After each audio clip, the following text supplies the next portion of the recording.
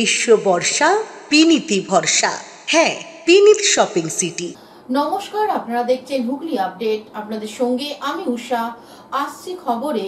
দানবীর হাজী মোহাম্মদ মহসিনের 294তম জন্মদিবসে হুগলি চুঁচুড়ার বিভিন্ন স্থানে ওনার আবক্ষ মূর্তি ও সমাধিতে শ্রদ্ধা জ্ঞাপন। তার দানে শুধুমাত্র হুগলি জেলা নয়, বাংলা শুধু নয়, পদ্মাপাড়েও অনেক চিহ্ন আছে। তিনি দানবীর হাজী মোহাম্মদ মহসিন। আজ তার 294তম জন্মদিন। হুগলি ইমামবাড়ার নিকটতম তার সমাধিস্থলে শ্রদ্ধা নিবেদন করলেন বিধায়ক অসিত মজুমদার, পৌরপ্রধান অমিত রায়, প্রাক্তন পৌরপ্রধান গৌরীকান্ত মুখার্জি, আশিস সেন, পৌর সদস্যা সুপর্ণা সেন, হাসমত আলী, হুগলি মহসিন কলেজের অধ্যক্ষ ও অধ্যাপক ও শিক্ষা কর্মীরা। অন্যদিকে আজ হাজী মোহাম্মদ সাহেবের জন্মদিনে এমডিসিসি এর পক্ষ থেকে ইমামবাড়া সদর হাসপাতালে মোহাম্মদ মহসিনের আবক্ষ মূর্তিতে মাল্যদান করে শ্রদ্ধা জানান পৌরপ্রধান অমিত রায়, প্রাক্তন পৌরপ্রধান গৌরীকান্ত মুখার্জি, প্রাক্তন পৌর সদস্য জগন্নাথ ঘোষ সহ অন্যান্য বিশিষ্ট ব্যক্তিরা। আজকের এই দিনটির প্রসঙ্গে পৌরপ্রধান অমিত রায় কি বলছেন শুনবো। হাজী মোহাম্মদ মহসিনের দানে হুগলি চুঁচুড়ার যত কিছু স্থাপত্য, হসপিটাল বলুন, মহসিন কলেজ বলুন, ওই দ্বিতীয় হুগলি সেতুর যে জায়গা সেটা বলুন, এবং মাদ্রাসা স্কুল বলুন, এবং সবচেয়ে বড় কথা ওখানে উনি পঙ্ক্তি ভোজন করাতেন প্রতিদিন ইমামবাড়ার সামনে, সেটাও আমরা জানি। তা সেই হাজী মোহাম্মদ মহসিন আজকে সবচেয়ে বেশি মনে করছে রন্টিদার করবেন হেমন্ত ঘোষ। তিনি এখানে এমডিসিসি তৈরি করেছেন, minimum demand committee. Haji Mohammad মহসিনের দানে যে হসপিটাল তৈরি হয়েছিল সেটাকে মেডিকেল কলেজে পরিণত করার জন্য তিনি দীর্ঘদিন লড়াই করে গেছেন, এবং আমাদের ছাত্র জীবনে আমরা দেখেছি খাদ্য আন্দোলন থেকে আরম্ভ করে অন্যান্য মানুষের জন্য লড়াইয়ে উনি বিশেষ ভূমিকা গ্রহণ করেছেন, এবং তিনি অকালে প্রয়াত হয়েছেন। কিন্তু তার সুযোগ্য সন্তান সে একজন চিকিৎসক হয়েছেন এবং চিকিৎসা কাজে এখানেই বসেছিলেন। জানি না কী কারণে তাকে দ্রুততার সঙ্গে অন্য দূরে একটি হসপিটালে বদলি করা হয়েছে। আমরা বলবো কর্তৃপক্ষের কাছে, আমি নিজে গিয়ে বলবো যে তাকে এখানে নিয়ে আসা হোক। তার একটা আবেগ আছে এই হসপিটাল সম্বন্ধে, সেই কারণের জন্য আমরা আজকে প্রতি বছরের ন্যায় এবছর আমরা যেমন মহসিন কলেজে আমি যখন গিয়েছিলাম তখন একটা করেছিলাম যে মহসিন কলেজের সমস্ত ছাত্রছাত্রীকে নিয়ে আমরা মিছিল করে গিয়ে হাজী মোহাম্মদ মহসিনের যে সমাধি আছে ইমামবাড়ার সামনে সেখানে মাল্যদান করতাম। সেটা এখনও হয়তো চালু আছে। আমরা আশা করব মানুষ হাজী মোহাম্মদ মহসিনকে জানবেন, শিখবেন যে একজন মানুষ তিনি মুসলিম সম্প্রদায়ের মানুষও বিবাহ সূত্রে আবদ্ধ হননি, এবং তার মামা বাড়ির যে সম্পত্তিটা পেয়েছিলেন তিনি সবটাই মানুষের জন্য দান করে গেছেন। সেই কারণে তার অবদান আমাদের নয়, সারা বিশ্ববাসীর কাছে, বিশ্ব সমাজের কাছে সমাদৃত হবে এবং মানুষের মনে থাকবে। এই কথা বলে তার প্রতি আমার অন্তরের অন্তঃস্থল থেকে শ্রদ্ধা এবং প্রণাম নিবেদন করে, এবং হাজী মোহাম্মদ মহসিনকে যারা এখান থেকে একটি সংস্থার মাধ্যমে সবাই আজকে দিনটি পালন করে তাদেরকেও আমার কৃতজ্ঞতা, অভিনন্দন, শ্রদ্ধা জানাই। অন্যদিকে মোহাম্মদ মহসিনের জন্মদিন উপলক্ষে হাজী মোহাম্মদ মহসিন ওয়েলফেয়ার সোসাইটির পক্ষ থেকে ইমামবাড়া সদর হাসপাতালে রোগীদের ফল মিষ্টি বিতরণ করা হয়। উপস্থিত ছিলেন বিধায়ক অসিত মজুমদার, পৌরসভার স্বাস্থ্য দপ্তরের সিআইসি জয়দেব অধিকারী, চন্দিমা ব্যানার্জি, হাসপাতালের সুপার মৃগাঙ্ক মোহন মৌলি সহ অন্যান্যরা। এই কর্মসূচিকে সাধুবাদ জানিয়ে হাসপাতালের সুপার কি জানাচ্ছেন শুনবো। হাজী মোহাম্মদ তার জন্মদিন 293 জন্মদিন উপলক্ষে এরা ওনার যে দান ছিলেন তার শরণার্থীতে অন্যদিকে সোসাইটির কর্ণধার মির্জা সানোয়ার আলী কি বলছেন শুনে নেব। 294তম হাজী মোহাম্মদ মহসিনের জন্মদিন, তার জন্য আমরা প্রতি বছর এই জন্মদিনে ভালো অনুষ্ঠান রাখি। রোগীদের মধ্যে ফলমূল বিতরণ করা হয়। হাজী মোহাম্মদ মহসিন ওয়েলফেয়ার সোসাইটির উদ্যোগে এখানে সমস্ত জন আছে, মানুষের বিধায়ক থেকে hospital super, assistant super, councillor বৃন্দ, যদুদা থেকে শুরু করে চন্দ্রিমা, সমীর সরকার, সকলেই আছে। প্লাস আমার যে এখানে সোসাইটির মেম্বাররা, সভাপতি, সেক্রেটারি সকলেই এসে কমিটির সদস্যরা এসে এই মহতী অনুষ্ঠানকে যাতে সাফল্যমণ্ডিত হয়, হাজী মোহাম্মদ মহসিনের দানটা যাতে মানুষের অন্তরে পৌঁছে যায়। মানুষ যে তিনি দানবীর ছিলেন, আমরা সোসাইটি তার পদাঙ্ক অনুসরণ করে চলছি। আগামী দিন আরও আপনাদের আশীর্বাদ দোয়া থাকলে এই সোসাইটি হাজী মোহাম্মদ মহসিনের পদাঙ্ক অনুসরণ করে ওটাকে পাথেয় করে আগামী দিন চলবে। আপনারা আশীর্বাদ দোয়া করবেন যেন আমরা মানুষের সেবা করে যেতে পারি হাজী মোহাম্মদ মহসিনের নাম। হুগলি থেকে সৌমিত্র সিনহার সঙ্গে চন্দনা দত্তের রিপোর্ট, হুগলি আপডেট। লক্ষাধিক টাকার বীমা ও লটারির টিকিট প্রতারণা, হুগলি রুরাল পুলিশের অভিযানে মূল পান্ডা গ্রেপ্তার। 35 লক্ষ টাকার বীমা ও লটারির প্রতারণা, হুগলি রুরাল পুলিশের অভিযানে মূল পান্ডা গ্রেপ্তার। হুগলি জেলা খানাকুল এলাকায় এক ভুক্তভোগী অভিযোগের ভিত্তিতে প্রায় 35 লক্ষ টাকার বীমা ও লটারি প্রতারণা চক্রের হদিশ পেল Hooghly rural police. Hooghly rural cyber crime থানার একটি বিশেষ দল ধারাবাহিক অভিযানে ইতিমধ্যেই 3 জন অভিযুক্তকে গ্রেপ্তার করেছে। আজ হাওড়া নিশিন্দা বালি এলাকা থেকে গ্রেপ্তার করা হয়েছে মূল অভিযুক্ত সৌরভ আচার্যকে। প্রাথমিক জিজ্ঞাসাবাদে সে স্বীকার করেছে। ভুক্তভোগী ইতিমধ্যেই এনসিআরপি পোর্টালের মাধ্যমে কিছু টাকা ফেরত পেয়েছেন, বাকি অর্থ উদ্ধারের তদন্ত জারি রয়েছে। অভিযুক্তকে আরামবাগ আদালতে পেশ করা হলে মহামান্য আদালত 4 দিনে পুলিশ হেফাজতে নির্দেশ দেন।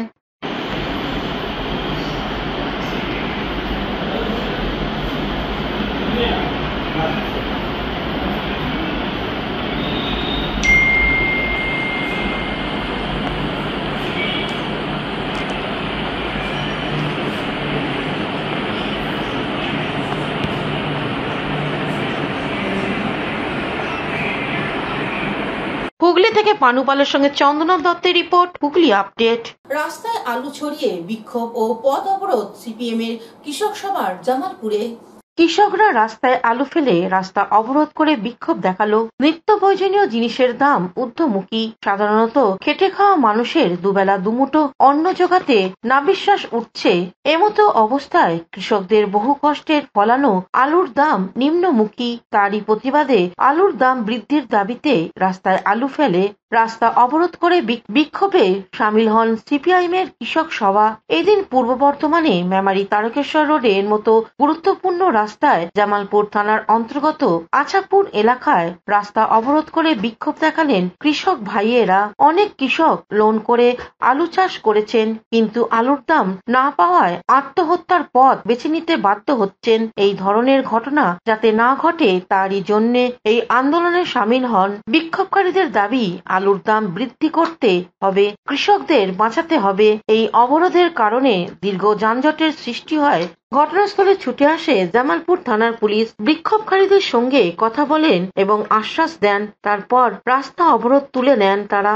আগামীতে আলুর দাম বৃদ্ধি না হলে বৃহত্তর আন্দোলনে যাওয়ার কথা বলেন আন্দোলনকারীরা।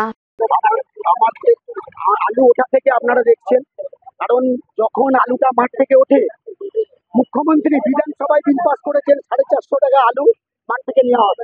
তাহলে আলু যখন স্টোর খোলার পর থেকে আমরা কি দেখছি, আলুর বাজার নিম্নমুখী। এখানে শুধু কৃষকরা নয়, অনেক বেকার ছেলে মেয়ের ভবিষ্যৎ এই আলুর মধ্যে জড়িয়ে আছে। কৃষকের তার ফ্যামিলি বাচ্চারা পর্যন্ত জড়িয়ে আছে। এখন আমরা কি দেখছি, আলু ওঠার পর থেকে 250 থেকে 300 টাকা আলুর বাজার। তাহলে উনি যখন বিধানসভায় বিল পাস করলেন যে 450 টাকা মাঠ থেকে আলুর দাম, তাহলে আলুর বাজার যখন নিম্নমুখী, সরকার কেন কোনো ভূমিকা নিচ্ছে না? তাই আমরা কৃষক সভা থেকে আজকে এই আজাপুর বর্ধমান জেলা কমিটির CI2 আমি চাইছি যে আপনারা দেখতে পাচ্ছেন যে ক্রমশ আলুর দাম পড়ে যাচ্ছে নিম্নমুখী, যেটা তার খরচের চেয়েও অনেক টাকা কম, তার লোকসান হবে।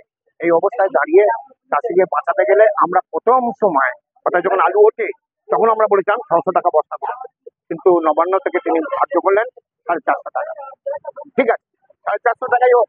এখন চাষিরা যদি 450 টাকা হাতে পায় তবু তো মুখ সমান হবে। আমরা এই জায়গাটা বলতে চাই, আমরা বলছি চাষির স্বার্থে। তাহলে আজকে আলুর দাম যখন কমে যাচ্ছে তখন কোনো রাজ্য সরকারের, কেন্দ্রীয় সরকারের কোনো। জামালপুর থেকে আশিস কুমার ঘোষের রিপোর্ট, হুগলি আপডেট। এখন নিয়ে নেব বিজ্ঞাপন বিরতি। বিরতির পর ফিরে আসছে খবরে। হুগলি চুচুড়ার ফুলপুকুর শ্রী শ্রী গ্রহরাজ বাবার সাংস্কৃতিক অনুষ্ঠান অনুষ্ঠিত হতে চলেছে 10 দিন ব্যাপী। আগামী 8ই আগস্ট থেকে অনুষ্ঠানের সূচনা। 9ই আগস্ট শনিবার বিশিষ্ট অতিথিদের উপস্থিতিতে গুরুরাজ বাবার প্রাণ প্রতিষ্ঠা, পুজো ও প্রসাদ বিতরণ।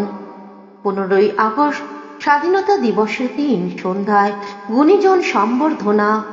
এছাড়া অনুষ্ঠিত হবে সঙ্গীত, লোকসঙ্গীত, ভক্তিগীতি, বাউল গান সহ অন্যান্য অনুষ্ঠান। সকলের রইল আমন্ত্রণ।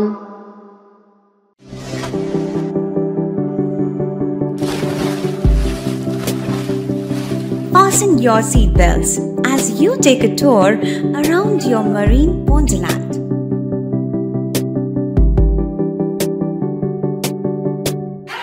Spend a day at Aqua Marina and enjoy an array of water slides that give you butterflies in your tummy.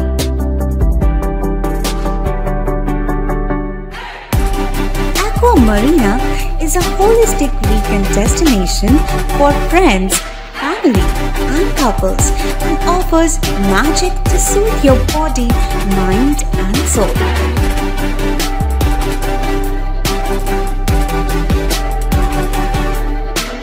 Aqua Marina, your customized magician. Welcome aboard and see the magic unfold. শীত, গ্রীষ্ম, বর্ষা, বিনীতি ভরসা। হ্যাঁ, বিনীত shopping city. যে কোনো মরশুমের readymade জামা কাপড় পাওয়া যায় একই ছাদের তলায়। ছোট থেকে বড়, পুরুষ, মহিলা ও শিশুদের একমাত্র নির্ভরযোগ্য প্রতিষ্ঠান। শীতকালীন যে কোনো শাড়ি, জিন্স, টপ, কুর্তি, চুড়িদার, পাঞ্জাবি মানেই বিনীত শপিং সিটি। আখন বাজার, চুঁচুড়া, Hooghly. Amala nursing home. Enjoy a weekend at Vedam, the paradise of peace. A home away from home.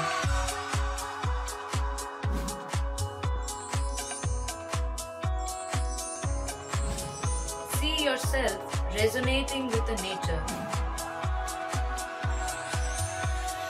Vedam welcomes you to create your best memories.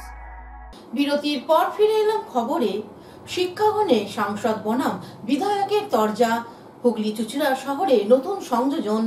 রাজ্য সরকার এবং সরকারি সাহায্যপ্রাপ্ত স্কুলগুলিতে ছাত্রছাত্রীদের পাঠ্যপুস্তকের বিষয়ে পড়ানোর পাশাপাশি বিভিন্ন দিকে পারদর্শী গড়ে তুলতে শুরু হয়েছে স্মার্ট ক্লাস। ছাত্রছাত্রীদের হাতে কলমে আধুনিক প্রযুক্তিতে সিদ্ধহস্ত করতে যে সমস্ত স্কুলে স্মার্ট ক্লাস চালু হয়নি সে সমস্ত স্কুলগুলিতে স্মার্ট ক্লাসের পরিকাঠামোতর কাজ চলছে। হুগলি লোকসভা কেন্দ্রে চুঁচুড়া বিধানসভার বালিকা বাণী মন্দির স্কুল এবং শিক্ষা মন্দির স্কুলে স্মার্ট ক্লাসের কাজ পরিদর্শনে সাংসদ রচনা বন্দ্যোপাধ্যায় এদিন তিনি হুগলির বাণী মন্দির স্কুলে স্মার্ট ক্লাস রুম ঘুরে দেখেন। বিদ্যালয়ের প্রধান শিক্ষিকার সহ অন্যান্য শিক্ষিকা ও ছাত্রীদের সঙ্গে কথা বলেন। সাংসদকে কাছে পেয়ে বিদ্যালয়ের প্রধান শিক্ষিকা বিদ্যালয়ের বিভিন্ন সুবিধা অসুবিধার কথা তুলে ধরেন। অন্যদিকে চুঁচুড়া বালিকা বাণী মন্দিরের রাজনৈতিক দ্বন্দ্বর কথা কাটাকাটিতে জড়িয়ে পড়লেন সাংসদ ও বিধায়ক। স্মার্ট ক্লাস নিয়ে বিধায়ক নাকি অকথ্য ভাষায় কথা বলেছেন প্রধান শিক্ষিকার সঙ্গে। বাণী মন্দির স্কুলে সেই অভিযোগ শুনে বিধায়ক অসিত মজুমদারের বিরুদ্ধে ক্ষোভ জানালেন সাংসদ রচনা বন্দ্যোপাধ্যায়। ওনার আচরণ গতিবিধি দলের কাছে প্রচুর এর আগেও প্রচুর ভাইরাল হয়েছে, প্রচুর ভিডিওস, অনেকে অনেক কিছু জানে, আর নিশ্চয়ই জানবেন। উপর মহলে আমি খবর পাঠাবো, যাকে জানানোর তাকে দরকার তাকেই আমি জানাবো, এবং আগামী দিনে যাতে এরকম ধরনের ঘটনা না হয় সেটাও নিশ্চয়ই আমাদের ক্লাসরুম না হোক বা এরমভাবেই থাকুক, এরমভাবেই ক্লাস চলুক, মানে আমার এটাই মনে হচ্ছে। তা না হলে একটা ভালো ক্লাসরুম হচ্ছে, স্মার্ট ক্লাসরুম হচ্ছে ছাত্রছাত্রীদের জন্য, ছাত্রীদের জন্য, সেখানে কেন ক্লাসরুমটা হচ্ছে সেটা নিয়ে যদি উনি এখানে মারামারি করেন তাহলে আমার কিছু বক্তব্য। প্রাইমারি থেকে নাকি বিধায়ককে জানানো হয়েছিল এই ক্লাস চলাকালীন নাকি কাজ হচ্ছিল, সেই সময় নাকি অবজেকশন এসেছিল, বিধায়ককে বলেছিল যে ক্লাস চলাকালীন মেয়েরা থাকছে সেই সময় কাজ করতে সেটা অন্যরকমভাবে বলা যায় যে দিদি বা মিস্ত্রিদের বলা যায় যে ক্লাস চলাকালীন এটা করবেন না, একটু আওয়াজটা হচ্ছে একটু কম না, কেউ কি শুনবে না কথা সবাই। আর সব থেকে বড় কথা, যেখানে শিক্ষিকারা রয়েছেন, যেখানে প্রিন্সিপাল রয়েছেন, তারা নিশ্চয়ই জানেন যে কোন সময় কতটা আওয়াজ করলে ক্লাসের অসুবিধা না হয়। কেউ তো এখানে বাচ্চা নয়, এখানে বড় বড় সম্মানীয় মানুষরা রয়েছে, তারা শিক্ষিকা, তারা এখানে শিক্ষা দিতে আসেন, তারা নিশ্চয়ই জানেন বাচ্চা মেয়েরা যখন পড়াশোনা করছে সেখানে কি করলে পরিবেশটা সুন্দর থাকবে। অন্যদিকে এই অভিযোগ প্রসঙ্গে বিধায়ক অসিত মজুমদার কি বলছেন শুনবো। বলতে চাই না, প্রধান শিক্ষিকা আপনার নামে একটা অভিযোগ করছেন, লিখিত থানায় জমা দিতে বলুন। এরকম যদি হয় থানায় জমা। প্রধান শিক্ষিকা ওই এমপি ম্যাডাম বলছেন যে আপনার মানে আপনার শেষ দেখে ছাড়বেন, এরকম ঘটনা আপনি ঘটিয়েছেন। এটা ওর মনোভাবও বলেছে, আমি এ ব্যাপারে কিছু বলবো। আপনাকে ডেকে আজকে কি ডেকে পাঠিয়েছে আপনাকে? উনি স্তম্ভিত হয়ে গেছেন এই ঘটনা শুনে এবং উনি বলছেন আমি এমপির কথার উপরে কোনো কথা বলবো না, আমি যা বলার দলকে বলবো। কিন্তু এমপি এরকম বলাটা কি জানাবেন বলেছেন? আমি যা বলার দলকে বলবো, আমি এমপিকে নিয়ে একটা কথাও বলবো না। কিন্তু এমপি তো অন ক্যামেরা এই কথাটা আপনার বিরুদ্ধে বলছেন, এমপি বলছেন। এমপি যা খুশি বলুক, আমি এমপি আমার দলের, আমি তাকে নিয়ে কোনো কথা বলবো না। আপনি কি দূরত্ব তৈরি হচ্ছে দাদা সাংসদের সঙ্গে বিধায়কের দূরত্ব তৈরি? আমি যা বলার দলকে বলবো, মিডিয়ায় বলবো না। দাদা সাংসদের সঙ্গে কি বিধায়কের দূরত্ব তৈরি হচ্ছে? আমি কোনো ব্যাপারেই বলবো না, উনি আমার দলের সাংসদ, অতএব উনি যেটা বলতে পারেন আমি বলছি না। আমি যদি কিছু বলার হয় দলকে বলবো, আমার সাংসদকে নিয়ে আমি কোনো কথা বলবো না। সাংসদ আপনাকে নিয়ে বলছে। সাংসদ এটা তার ব্যক্তিগত ব্যাপার, তিনি তার ব্যক্তিগত ব্যাপার বলছেন, আমি আমার ব্যক্তিগত ব্যাপার। প্রধান শিক্ষিকা যেটা বলছেন সেটা সত্যি না মিথ্যা? শিক্ষিকা যদি কিছু অভিযোগ করেন, আমি ওই স্কুলের ম্যানেজিং কমিটির মেম্বার, যা বলার শিক্ষিকাকে বলবো। আমি ম্যানেজিং কমিটির মেম্বার, বালিকা বালি মন্দির স্কুলের অভিভাবকদের ছাত্রদের দেখার দায়িত্ব আমার। হুগলি থেকে পানুপালের সঙ্গে চন্দনা দত্তের রিপোর্ট, হুগলি আপডেট। 7 দফা দাবির ভিত্তিতে হুগলি বাঁশবেড়িয়া পৌরসভায় বিজেপির স্মারকলিপি। 7 দফা দাবি নিয়ে বাঁশবেড়িয়া পঞ্চাননতলা থেকে মিছিল করে স্থানীয় মণ্ডল সভাপতি সুরেশ চৌধুরী ও বিজেপি নেতা কর্মীরা। এদিন পৌরসভার সামনে গেট আটকে পুলিশ মিছিল থামায়। এরপরে বিজেপির নেতাকর্মীরা পৌরসভার গেটের সামনে স্লোগান দিতে থাকে। পরবর্তীকালে বিজেপির 8 জন প্রতিনিধি চেয়ারম্যানের সঙ্গে সাক্ষাৎকার করে এবং স্মারকলিপি প্রদান করে। উপস্থিত ছিলেন বিজেপির সাধারণ সম্পাদক সুরেশ সাউ, জয়রাজ পাল, বিজেপি নেতা স্বরাজ ঘোষ, রানা মুখার্জি, বিশ্বজিৎ রায়, গণেশ ঘণ্টাই সহ স্থানীয় নেতৃত্বরা। স্থানীয় সমস্যা তুলে ধরে 10 দিনের সময়সীমা বেঁধে দেওয়া হয়েছে চেয়ারম্যানকে। সমস্যার সমাধান না হলে বৃহত্তর আন্দোলনে যাবে বলে জানিয়েছেন বিজেপির হুগলি জেলার সাধারণ সম্পাদক সুরেশ সাউ। দেখুন, আমাদের স্থানীয় বাঁশবেড়িয়া পৌরসভার বেশ কিছু রাস্তাঘাট, শৌচালয় থেকে শুরু করে প্রধানমন্ত্রী আবাস যোজনার বাড়ি, নবমী গঙ্গে থেকে শুরু করে বেশ কিছু ওই গ্যাঞ্জেস ঝুট মিলের জায়গা কাউন্সিলরের দখলদারি, সার্বিক অভিযোগ নিয়ে আমরা চেয়ারম্যানের কাছে এসেছিলাম। বেশ কিছু উত্তর আমাদের দিতে পেরেছে, কিন্তু বেশ কিছু জায়গায় অসঙ্গতি। কিছু ক্ষেত্রে আমরা দেখলাম যে আগের যিনি চেয়ারম্যান ছিল, ঠিক আছে, সেই চেয়ারম্যানের সময় নাকি একাধিক দুর্নীতি হয়েছে, সেটা উনি স্বীকার করলো। উনি এবং আগামী দিনে সেই বিষয়ে থানায় হয়তো এফআইআরও করবে, সেটাও আমাদের আশ্বাস দিল। গ্যাঞ্জেস জুট মিলের যে একটা জায়গা রয়েছে, কোম্পানির জায়গা, সেই কোম্পানির জায়গা 9 নম্বর ওয়ার্ডের কাউন্সিলর দেবাশিস সাধুকা তিনি নিজের করে নিয়ে বিক্রি করে দিয়েছে অনৈতিকভাবে, সেটাও আমরা জানালাম। সেই ক্ষেত্রেও বলছে যে আমাদের কাছে অভিযোগ আছে, কিন্তু লিখিতভাবে কোনো স্পেসিফিক অভিযোগ কেউ করেনি, মৌখিক অভিযোগ আছে। আপনারা কি করবেন অভিযোগ? তো আমরা সেই বিষয়ে আমাদের বললো যে আমাকে শুধু লিখিত দিন, আমি ওই ক্ষেত্রেও। হুগলি থেকে চন্দনা দত্তের রিপোর্ট, হুগলি আপডেট। জিন্স কর্নারে নবতম সংযোজন চুচুড়া বড়বাজারে লেডিস কর্নার উদ্বোধন করলেন রাজ্যের প্রাক্তন মন্ত্রী তথা বিধায়ক তপন দাশগুপ্ত। হুগলি চুচুড়া শহরে কয়েকজন যুবকের প্রচেষ্টায় পায়ে পায়ে পথ চলা শুরু হলো জিন্স কর্নারের নবতম সংযোজন লেডিস কর্নার। সম্পূর্ণ শীতাতাপ নিয়ন্ত্রিত এই লেডিস কর্নারের আনুষ্ঠানিক উদ্বোধন করলেন প্রাক্তন মন্ত্রী তথা বিধায়ক তপন দাশগুপ্ত। এছাড়া উপস্থিত ছিলেন পৌর প্রধান অমিত রায়, প্রাক্তন কাউন্সিলর গোবিন্দ দাশগুপ্ত, বিশিষ্ট ব্যক্তি প্রাণকৃষ্ণ পাল, শিখা পাল। উদ্বোধনের পর সকলে লেডিস কর্নার ঘুরে দেখেন। এছাড়াও পরিবেশ বাঁচাতে প্রায় 1000 খানেক গাছের চারা বিতরণ করা হয়।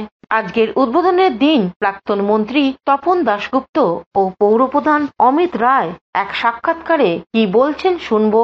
বড়বাজার বটতলাতে চুচুড়াতে জিন্স কর্নার জেন্টসের ছিল, কিন্তু আজকে এখানে লেডিস কর্নার খোলা হলো। এখানে মহিলা এবং শিশুদের জন্য সমস্ত রকমের জিন্সের জিনিস থেকে শুরু করে আরও ভ্যারাইটিস কাপড় টাপড় সব আছে। আজকে ওপেনিং করা হলো। আমি শুভেচ্ছা জানাচ্ছি যে এই দোকান ভালো মতো চলুক। চুচুড়াতে জিন্সের আর কি কর্নারের কোনো লেডিস কর্নার ছিল না, এখানে এটা হওয়াতে চুচুড়া এলাকার মানুষের ভালো হবে, সদরের মানুষের ভালো হবে।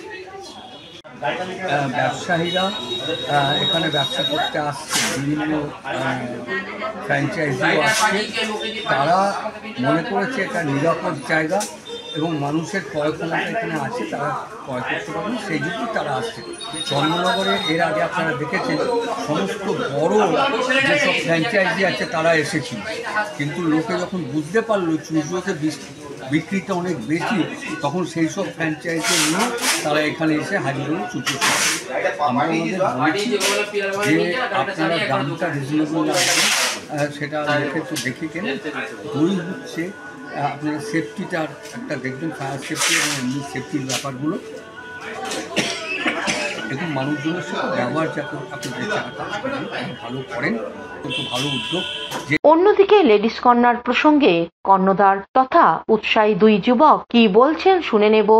বলতে আমরা বাবা মার আশীর্বাদে, আপনাদের আশীর্বাদে 2014 সাল থেকে শুরু করি আমাদের এই প্রতিষ্ঠানটা বা জিন্স কর্নারটা। আপনাদের আশীর্বাদে, বাবা মার আশীর্বাদে সাকসেস হওয়ার পর মনে হলো যে ছেলেদের দিক দিয়ে আমরা সাকসেস চেষ্টা করি, যদি মেয়েদের দিক দিয়ে বা মায়েদের দিক দিয়ে একটু এগিয়ে যাওয়া যায়, সেই কথা ভেবেই মাথায় রেখে আমরা লেডিস কর্নার শুরু করলাম। আপনার সঙ্গে থাকুন, মা বোনরা সব সঙ্গে থাকলে আমরা এটা নিয়েও আশা করি আগামী দিন আরও বড়োভাবে এগোতে পারবো। আর চেষ্টা করব প্রত্যেকটা শ্রেণীর, প্রত্যেকটা মানুষের হাতে জামাকাপড় তুলে দেওয়ার মতন একটা রুচিসম্মত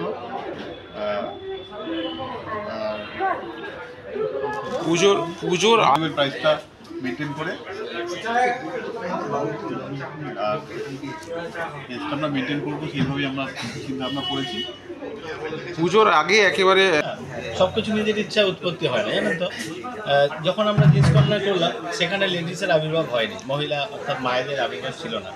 সেখানে পোশাকের সংযোজন করতে গিয়ে অনেক মায়েরা আসতো, দিদিরা বোনেরা আসতো, খালি তাদের মধ্যে একটাই কথা থাকতো, শুধু তোমরা পুরুষদের নিয়ে ভাবো, এত সুন্দর পোশাকের তোমাদের এখানে সম্ভার, কিন্তু আমাদের জন্য চিন্তা ভাবনা কবে হবে। তো সেই চিন্তা ভাবনা যখন আমরা বাড়িতে সবাই মিলে আলোচনা করি, বাবা মার কাছে জানাই, বাবা মা বলছে তার মানে তোমাদের মানুষ অনেক ভালোবাসে, তোমাদের এটা নিয়ে এগোতে হবে এবং তোমরা সফল হবে এবং মানুষের কাছে তোমরা পৌঁছে গেছো, সেই ভরসা বিশ্বাসটা তোমরা সদা মেনটেন করতে হবে। তাই তোমরা পোশাক যেখান থেকে আনবে খুব সামান্য লাভের বিনিময়ে মানুষের হাতে তুলে দিতে হবে। এত বড় শোরুম, শুধুমাত্র ঝা চকচকে আর এই বড় শোরুমের পেছনে আমাদের একটাই স্বার্থ, যে যেন অতি সাধারণ মানুষ বড় জায়গায় ঢোকার একটা সাহস রাখে, সেটাই লেডিস কর্নার। সেইভাবেই দাম রেখেছে, একদমই তাই। মানে এটা ঝা চকচকে শুধু তাদের জন্য যেই মানুষগুলো এখনো বড় শোরুমে পা দিতে পারেনি, তারা জানে যে জিন্স কর্নার মানে তাদের হাতের নাগালে এবং তাদের হাতের মুঠোয়, তারা একদম সাবলীলভাবে ঢুকে যাবে। তারা জানে যে একদম তাদের সাধ্যের মধ্যে আর একটা বিরাট জায়গার কালেকশন থাকে, আমাদের বাইরের কালেকশন থাকে। তারা হাতের নাগালে যে জিনিসটা পাচ্ছেন আমরা সেই সম্মানটা এখানে ঘটাই। সম্পূর্ণ বাইরের কালেকশন থাকবে এবং তা কিন্তু তাদের চিন্তার বাইরে, যেটা কি করে সম্ভব এত ভালো ভালো দামি জিনিস এত স্বল্প মূল্যে পাওয়া যাচ্ছে। এটা আমরা বরাবরই করে থাকি। আপনার নামটা? আমি মানস পাল, আমি মেজদা, আমার বড় ভাই তাপস পাল, আর আমার সেজ ভাই পিন্টু পাল, আমার ছোট ভাই রিন্টু পাল। আমাদের 4 ভাই এবং আমাদের ওয়ান অফ দ্য লিজেন্ড আমার বাবা, আমার প্রাণকৃষ্ণ পাল। বাবাই সব কিছু আমাদের ডিরেক্টর।